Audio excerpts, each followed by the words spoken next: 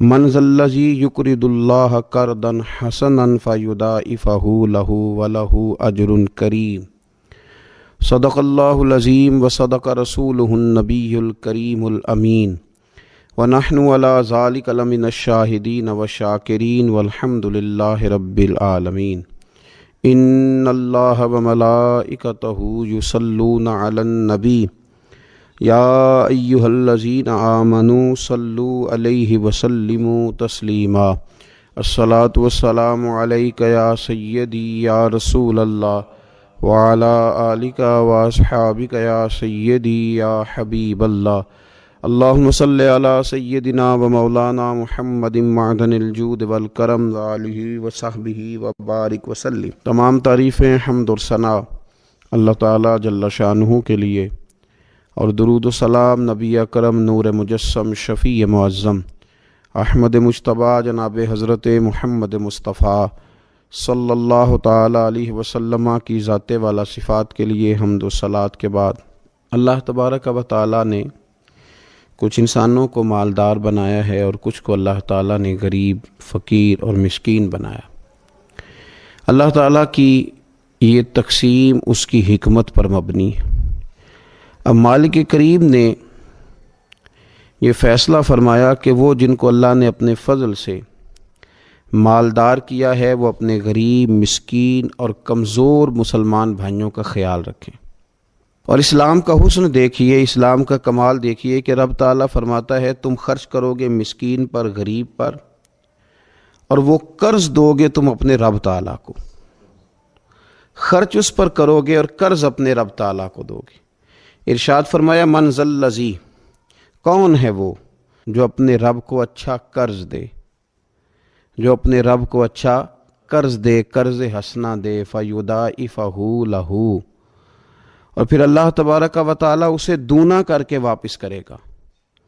اللہ اس کے لیے وہ قرض جب واپس کرے گا تو رب دونا دے گا، ڈبل عطا فرمائے گا، اور وَلَهُ أَجْرٌ کریم، اور ان کے لیے جو ثواب ہے وہ عزت والا ہے۔ صدر الافاضل سید نعیم الدین صاحب مراد آبادی رحمۃ اللہ علیہ فرماتے ہیں کہ یہ دیکھو کریم کا کرم کہ خود اپنے بندے کو مال عطا فرما رہا ہے، پھر خود ہی فرما رہا ہے کہ تو مجھے قرض دے، اور یہ عین انسان کے مزاج اور فطرت کے مطابق بات کی کہ تم مجھے قرض دو۔ جب کوئی انسان کسی کو ویسے کوئی چیز دیتا ہے تو اس کا خیال ہوتا ہے شاید واپس ملے نہ ملے، لیکن جب قرض دیتا ہے تو اس کا خیال یہ ہوتا ہے کہ یہ ضرور مجھے واپس ملے گی۔ تو فرمایا چونکہ تمہارے مزاج ہیں، تمہاری طبیعت ہے، تمہاری فطرت ہے، تم سمجھتے ہو کہ قرض ہمیں ضرور واپس ملے گا، لہٰذا تمہارا رب تمہیں کہہ رہا ہے کہ تم مجھے قرض حسنہ دے دو، اپنے غریب بھائیوں پر، مسکینوں پر، کمزوروں پر خرچ کرو اور اپنے رب کو قرض حسنہ دے دو، رب تمہیں ڈبل کر کے واپس عطا کرے گا، اور جو اجر دے گا وہ عزت والا دے گا۔ جو تمہیں ثواب عطا فرمائے گا وہ اکرام والا اللہ تمہیں ثواب عطا کرے گا۔ نبی پاک صلی اللہ تعالیٰ علیہ وسلم نے انفاق کی تعریف کی، اللہ کے راستے میں خرچ کرنے کی۔ جب تک امراء، مالدار لوگ خرچ نہیں کریں گے غرباء پر، مساکین پر، طلباء پر، فلاحی کاموں میں، دینی کاموں میں، جب تک وہ خرچ نہیں کریں گے تب تک معاملہ آگے نہیں بڑھے گا۔ تب تک وہ سارے منصوبہ جات جس سے کہ غریب کا بھلا ہونا تھا، جس سے دین کو مضبوط ہونا تھا، جس سے دین کی اشاعت ہونی تھی، وہ سارے منصوبے آگے نہیں بڑھیں گے۔ اس لیے نبی کریم صلی اللہ تعالیٰ علیہ وآلہ وسلم نے ارشاد فرمایا کہ تم خرچ کرو تاکہ تم پر خرچ کیا جائے، تم اللہ کے راستے میں دو تاکہ رب تمہیں دے، دو اس کے راستے میں وہ تمہیں عطا کرے اپنے فضل و کرم کے ساتھ۔ اللہ تبارک و تعالیٰ کے راستے میں جب خرچ کیا جاتا ہے تو رب راضی ہوتا ہے، پھر بندے کو اور زیادہ عطا کرتا ہے۔ آپ دیکھیے کہ اسلام نے خرچ کرنے کے بہت سارے مواقع بنائے، اور فردن فردن غریب کو امیر کے ساتھ جوڑا، امیروں سے کہا کہ غرباء کا حصہ نکالو، سال کے بعد زکوٰۃ کا حکم دیا، ہر وہ شخص جو صاحب نصاب ہے وہ سال کے بعد زکوٰۃ ادا کرے۔ رمضان المبارک آیا تو صدقہ فطر کو رکھا گیا تاکہ جو غرباء ہیں، مساکین ہیں، وہ بھی عید کی خوشیوں میں امیر مسلمانوں کے ساتھ شامل ہوں۔ پھر جب فصل کا موقع آیا تو عشر رکھا گیا تاکہ غریب بھی تمہارے غلے میں، تمہارے اناج میں، تمہاری گندم میں، تمہارے چاول میں، تمہاری سبزی میں شریک ہو جائے۔ ہر موقع پر ان کو یاد رکھنا، ان کو ساتھ ملانا۔ قربانی رکھ دی گئی، اور قربانی بھی جب رکھی گئی تو امیر پر رکھی گئی۔ اس کا فلسفہ بھی یہی ہے کہ امیر قربانی کریں گے اور غریبوں تک اس کا گوشت پہنچائیں گے۔ میرے رسول کریم صلی اللہ تعالی علیہ وآلہ وسلم نے یہ خوبصورتی کے ساتھ ایک کو دوسرے کے ساتھ جوڑا۔ اب ہوتا کیا ہے؟ ہوتا یہ کہ انسان کو مال سے پیار ہوتا ہے، فطرتاً کمائے ہوئے مال سے محبت ہوتی ہے۔ انسان بسا اوقات یہ سمجھتا ہے کہ بڑی مشکل سے تنکا تنکا کر کے، محنت کر کے، جد و جہد کر کے میں نے یہ مال جمع کیا ہے تو اب میں دے دوں۔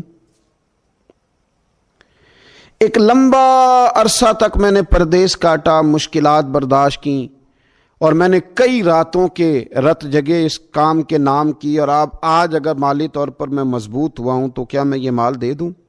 تو دیکھیے، اسلام ایک روحانی مذہب ہے، اس کی تعلیمات آفاقی ہیں۔ یہ ہمیں بتلاتا ہے کہ صرف فیصلہ وہ نہ کرو جو تمہاری آنکھوں سے نظر آ رہا ہے، کچھ چیزیں ایسی ہیں جو رب تمہیں اپنے فضل سے دے رہا ہے اور تمہاری ظاہری آنکھیں انہیں دیکھ نہیں رہی۔ نبی پاک صلی اللہ تعالی علیہ وسلم نے ارشاد فرمایا، یہ حدیث مبارکہ صحیح مسلم میں موجود ہے۔ حضرت ابو ہریرہ رضی اللہ تعالیٰ عنہ فرماتے ہیں، دیکھیے حضور صلی اللہ تعالیٰ علیہ وسلم نہ بات کر کے مختصر جملوں میں کیسے آگے بڑھتے ہیں۔ کریم محبوب فرمانے لگے، یاد رکھنا صدقہ دینے سے مال کم نہیں ہوتا۔ اللہ اکبر! آپ کو تو میسج آ گیا بینک سے کتنے پیسے کم ہو گئے، آپ نے تو جو گن کے دراز میں رکھے تھے اس میں سے لاکھ میں سے آپ نے تو 5,000 دے دیا، تو آپ کو تو پتہ ہے وہ 95 رہ گیا ہے۔ لیکن یہ صحیح مسلم کے لفظ ہیں، حضور فرماتے ہیں صدقہ دینے سے مال کم نہیں ہوتا۔ کائنات کے سب سے سچے، کھرے، صادق اور امین محبوب علیہ الصلوۃ والسلام نے فرمایا کہ صدقہ دینے سے مال کم نہیں ہوتا۔ حکیم الامت مفتی احمد یار خان صاحب نعیمی رحمۃ اللہ تعالی علیہ ارشاد فرماتے ہیں کہ کسان جب اس نے نا بیج کی بوریاں بھر کے رکھی ہوئی ہوتی ہیں،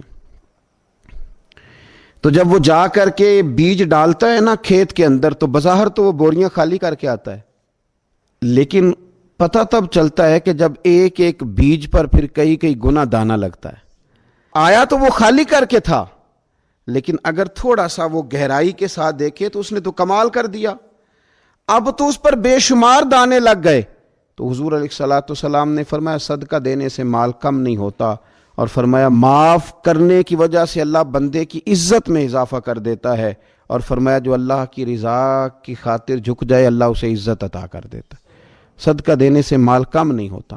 تو اپنی طبیعت کے اندر اگر شوق پیدا کر لیا جائے راہ خدا میں خرچ کرنے کا، ذوق بنا لیا جائے، ہمارا یہ ذہن بن جاتا ہے کہ یہ بھی میرے پیسے، یہ بھی میرے پیسے، وہ کونے میں میری جائیداد، یہ میرا مکان، وہ میرا بینک بیلنس، یہ میرے جانور، یہ میرا مال تجارت، یہ میرے کھیت کھلیان۔ میرے محبوب نے فرمایا تیرے 3 ہی مال ہیں، ایک تو نے کھا لیا ہے، ایک تو نے پہن لیا، ایک تو نے راہ خدا میں خرچ کر لیا، باقی تو وارثوں کا ہے۔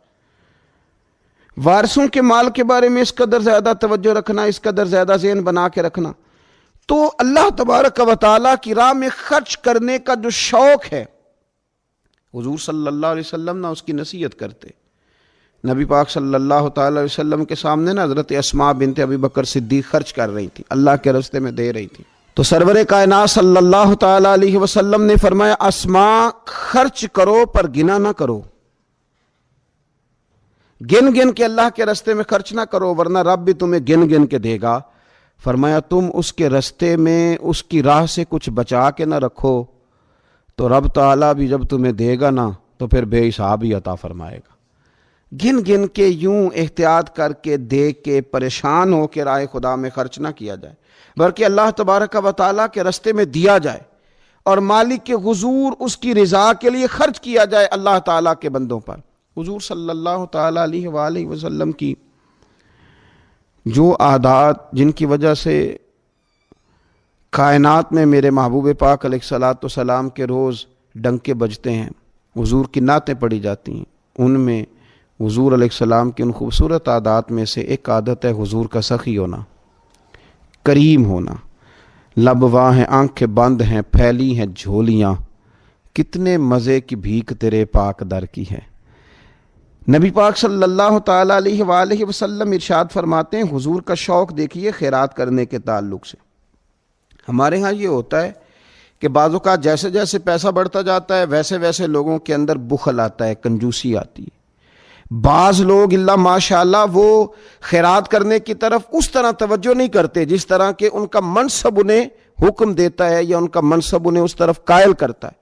رسول کائنات صلی اللہ تعالیٰ علیہ وآلہ وسلم ارشاد فرماتے ہیں، بخاری مسلم میں موجود ہے، فرمایا اگر میرے پاس احد پہاڑ کے برابر سونا ہو، کلومیٹروں پہ پھیلا ہوا احد پہاڑ، اس کی چوڑائی ہے، اس کی لمبائی ہے، اس کی اونچائی ہے، یعنی پہاڑ کی بات ہو رہی، جن لوگوں نے زیارت کی ہے وہ جانتے ہیں کہ اتنا بڑا پہاڑ۔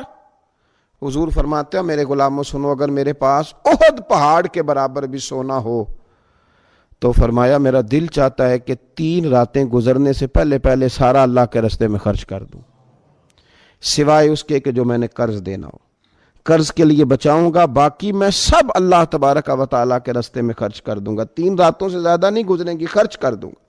یہ شوق ہے نبی پاک صلی اللہ علیہ وسلم کا سخاوت کے ساتھ۔ حضور پسند کرتے سخاوت کرنا۔ نبی پاک صلی اللہ تعالیٰ علیہ وآلہ وسلم نے اپنے دست مبارک سے ہمیشہ لوگوں کو عطا کیا۔ حضور صلی اللہ تعالیٰ علیہ وسلم خرچ کرنے کی ترغیب دیتے، لوگوں کو رغبت دلاتے۔ ہمارے ہاں پہلی تو بات یہ ہے کہ خرچ کرنے کا ماحول نہیں بنتا، اور اگر بعض لوگ خرچ کرتے ہیں تو بے دلی کے ساتھ خرچ کرتے ہیں۔ اللہ تبارک و تعالیٰ کے راستے میں جب آپ کو دینا ہے، جب آپ کو مالک کے راستے میں دینا ہے، تو پھر آپ کو بندہ تھوڑی دیکھنا ہے، پھر تو اللہ کی رضا دیکھنی ہے۔ تو خرچ تو کرتے ہیں، لیکن وہ خوش دلی، وہ ذوق، وہ شوق، وہ خوبصورتی ان کی طبیعت میں نہیں ہوتی جو ہونی چاہیے۔ اللہ کے راستے میں خرچ کریں تو اللہ کی رضا کو پیش نظر رکھ کے خرچ کریں۔ پھر خرچ کیا جاتا ہے، صدقہ دیا جاتا ہے، لیکن کب بندہ بیمار ہو گیا، جب تندرست تھا، لاکھوں روپے پڑے تھے، صدقہ کرنے کا خیال نہیں آیا، ہزاروں موجود تھے، اس کے دل کی توجہ اس جانب نہیں ہوئی، آج بیمار پڑا ہے، کمزوری آ گئی ہے، قریب المرگ ہو گیا ہے، اب اس کا خیال آتا ہے کہ میں کچھ اللہ کے راستے میں دوں، ایک بکرا لو بھی ذرا ذبح کر دو، ذرا تھوڑا صدقہ دے دو۔ کس بات پر؟ کہ میں بیمار ہو گیا ہوں، کس بات پر؟ کہ میں کمزور ہو گیا ہوں۔ اگر آپ صحت کے عالم میں صدقہ کرتے اللہ کو راضی کرنے کے لیے تو وہ کیا خوب تھا۔ وہ ہمارے ایک بزرگ ہیں تو فرمایا کرتے ہیں کہ میں نے جب خرچ کرنا شروع کیا تو میرے ذہن میں ایک بات آئی، اس نے مجھے ابھارا کہ میں اللہ کے راستے میں زیادہ خرچ کروں۔ میرے ذہن میں یہ بات آئی کہ یار جتنا میں اپنے والدین کی طرف سے خرچ کر رہا ہوں نا، میری اولاد بھی میرے بعد اتنا ہی خرچ کرے گی، تو کیوں نہ ایسا ہو کہ ان کے حقوق پورے ادا کر کے، ان کی آسانیوں کا خیال کر کے، جو اللہ تعالیٰ نے مجھے اپنے فضل سے زیادہ دیا ہے اس میں سے میں اللہ کے راستے میں خرچ کروں۔ تو اس شوق کے ساتھ میں نے خرچ کرنا شروع کیا۔ نبی پاک صلی اللہ تعالیٰ علیہ وآلہ وسلم ارشاد فرماتے ہیں کہ کسی بندے کا اپنی زندگی میں 1 درہم خرچ کرنا مرتے وقت 100 درہم خرچ کرنے سے زیادہ بہتر ہے۔ زندگی میں 1 درہم دینا مرتے وقت، یعنی عین بیماری کے عالم میں جب تو خرچ کر رہا ہے تو وہ تو 100 خرچ کرے گا درہم، اور تندرستی میں، صحت میں تو نے 1 خرچ کیا تو اللہ تعالیٰ اس 1 کا ثواب تجھے اس وقت سے زیادہ عطا فرمائے گا۔ یہ حدیث مبارکہ ابو داؤد شریف میں مشکات میں ملے گی۔ حضور فرماتے ہیں صحت کے عالم میں خرچ کر، بجائے اس کے کہ تیری طرف سے کوئی صدقہ دینے جائے تو خود صدقہ دینے جا، اپنے ہاتھوں سے دے اور شوق بنا کے دے اور توجہ کر کے دے، اور تیری طبیعت لگی ہوئی ہو اور تو خود اپنے کندھے پہ رکھ کے جائے، غریبوں کے گھر میں پہنچا کے آئے، اور تو تیرا دل کرے کہ اگر میرے گھر کے اندر گندم موجود ہے پھر کوئی بھوکا نہ سوئے، اگر میرے پاس طاقت موجود ہے کسی کو کپڑا پہنانے کی تو پھر کوئی غریب سردی میں ٹھٹھرتا نہ سوئے، اگر میرے پاس طاقت موجود ہے مکانات بنانے کی، پھر مالک کریم کا کوئی بندہ جس کو میرے رب نے پیدا کیا، اس کی قدرت کا جو شاہکار ہے رسول پاک علیہ السلام کا، کوئی غلام بغیر چھت کے نہ سوئے۔ اگر میرے پاس طاقت ہے تو پھر میرا حال تو یہ ہونا چاہیے نا کہ کسی غریب کی بیٹی اس لیے نہ بیٹھی رہے کہ اس کے پاس جہیز کوئی نہیں، یوں نہ ہو کہ میرے گھر کے اندر تو آدھا کھانا کھایا جائے اور آدھا ضائع کیا جائے، لیکن بہت سارے لوگ ایسے ہیں جو رات کو ترس ہیں کہ کچھ مرضی کا من پسند مل جاتا تو پیٹ بھر کے کھا لیتے۔ سخاوت کا حکم دیا گیا، صحت کے عالم میں خرچ کریں، تندرستی کے عالم میں خرچ کریں، اللہ کی رضا کے لیے خرچ کریں۔ یہ ماحول نہ بنائیں کہ بیمار ہو گیا ہوں تو جا بیٹے صدقہ کر دے، اب میں کمزور پڑ گیا ہوں تو جا بیٹے تو کچھ اللہ کے راستے میں خرچ کر دے۔ ایک شوق ہو، ایک طبیعت ہو۔ نبی پاک صلی اللہ تعالی علیہ وآلہ وسلم کی پیاری زوجہ، ذرا یہ انداز بھی دیکھیے گا، حضرت سیدہ عائشہ صدیقہ رضی اللہ تعالیٰ عنہ فرماتی ہیں کہ ہم چونکہ حضور کی ازواج کثیر تعداد میں تھی تو کبھی نہ نبی پاک صلی اللہ علیہ وسلم سے کچھ سوالات بھی کرتی تھی، اور اس سوالات کے اندر محبت چھلکتی تھی، محبت میں ایک دوسرے سے آگے بڑھنا چاہتی تھی۔ حضرت عائشہ صدیقہ رضی اللہ تعالیٰ عنہ فرماتی ہیں کہ ہم نے عرض کی یا رسول اللہ صلی اللہ تعالیٰ علیہ وسلم، ہم میں سے سب سے پہلے آپ سے آ کے کون ملے گا؟ اس سے مراد ہے وصال کے بعد سب سے پہلے ازواج مطہرات میں آپ سے کون آ کے ملے گا؟ تو حضور صلی اللہ علیہ وسلم نے فرمایا لمبے ہاتھوں والی۔ مشکات میں حدیث موجود ہے، بخاری میں موجود ہے۔ حضرت عائشہ صدیقہ کہتی ہیں حضور نے فرمایا وہ جو لمبے ہاتھوں والی ہے نا، میری اہلیہ، میری زوجہ، مومنوں کی ماں، وہ ملیں گی۔ تو کہتی ہیں حضرت سودا رضی اللہ تعالیٰ عنہ کے ہاتھ لمبے تھے، قد بڑا تھا، تو ہماری نظر یہ تھی کہ حضرت سودا کے بارے میں حضور نے فرمایا کہ وہ ملیں گی، لیکن کہتی ہیں کہ وہ تو ہمیں بعد میں پتہ چلا جب حضرت زینب رضی اللہ تعالیٰ عنہ کا وصال ہوا تو سمجھ آئی کہ لمبے ہاتھوں سے مراد ہاتھوں کا لمبا ہونا نہیں، صدقہ اور خیرات زیادہ کرنا۔ وہ لمبے ہاتھوں والی تھیں، مومنوں کی ماں، خرچ کرتی تھیں، خیرات کرتی تھیں۔ شارحین حدیث نے لکھا ہے کہ وہ اپنے ہاتھوں سے کھالیں رنگتی تھیں، پھر بیچتی تھیں، اپنے لیے نہیں۔ ان کا نان نفقہ تو حضور کے ذمے تھا، اپنے لیے نہیں۔ ان کو تو صحابہ کرام علیہم رضوان وہ ساری ذمہ داریاں حضور کے بعد بھی ادا کر رہے تھے جو حضور سید عالم صلی اللہ تعالی علیہ وسلم کے حقوق رب تعالیٰ نے رکھے، لیکن وہ اپنے دست مبارک سے محنت کرتی، کھالیں رنگتی اور اپنی اولاد پر، مسلمانوں پر خرچ کرتی۔ ان کا شوق تھا۔ تو کریم محبوب علیہ السلام نے فرمایا یہ مجھ سے سب سے پہلے آ کے ملیں گی۔ حضور کے بعد ان کا وصال سب سے پہلے ہوا حضرت زینب رضی اللہ تعالیٰ عنہ کا۔ او بھائی، اس میں بھی ایک لطیف اشارہ ہے، اس میں بھی ایک خوبصورت اشارہ ہے کہ حضور کا قرب پانے کے لیے سخی ہونا بھی ضروری ہے۔ رسول پاک علیہ السلام کی بارگاہ ناز کے قریب ہونے کے لیے سخاوت کا مزاج ہونا بھی ضروری ہے۔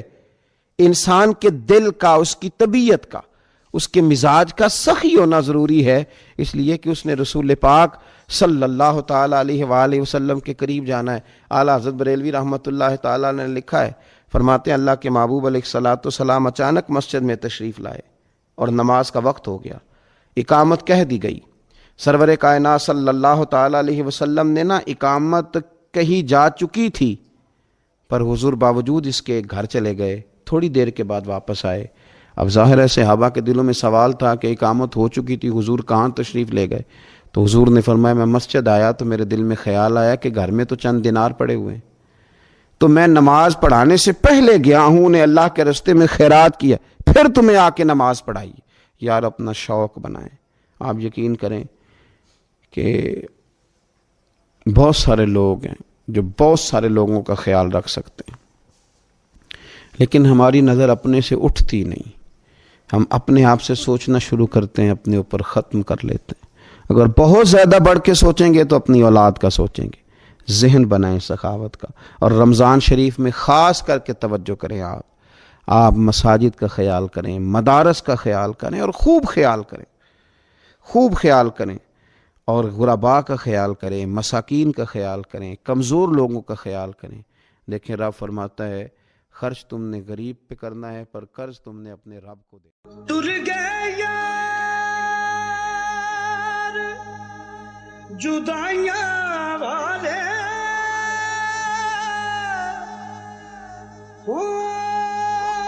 مینوں چھڈ گئے وچ پردیساں،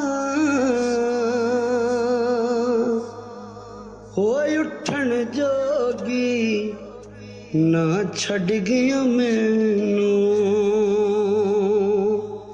ہو